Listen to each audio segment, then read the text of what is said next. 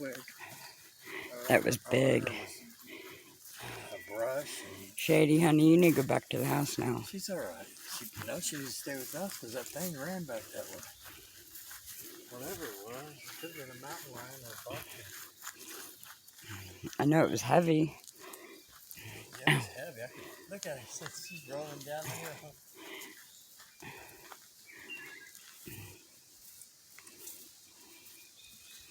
That's what happened the other day, yesterday, when I walked back here, up here by myself, and the day before.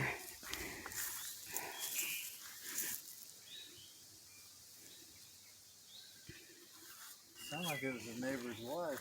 Fell out of the tree. Probably was. We have trouble with the neighbors. Can't get them to understand this is our land and that over there is theirs. But he's too lazy to make trails like Robert has, and so she wants to be able to enjoy ours, and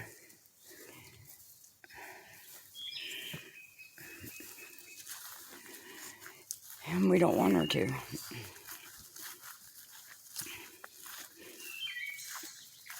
There's not too many cats, Sandy, that'll do this. I know. That'll just walk along, follow you along the path. I know. She reminds me of Pepper doing that. Her mindset right now, she just wants to stay up with you. Look at her. You're taking big steps, and she's going.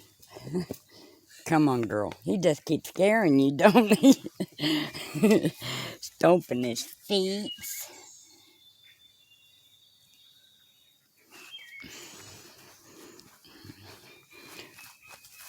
The birds are talking. They know we're here. Yeah. Now, so does that other thing. Whatever it was.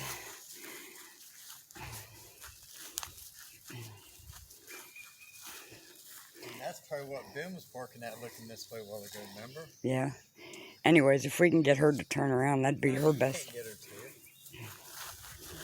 Well, she did the other day, remember? We'll have to see. I'm not going to force her. Just don't call for her no more. I didn't call for her the first time.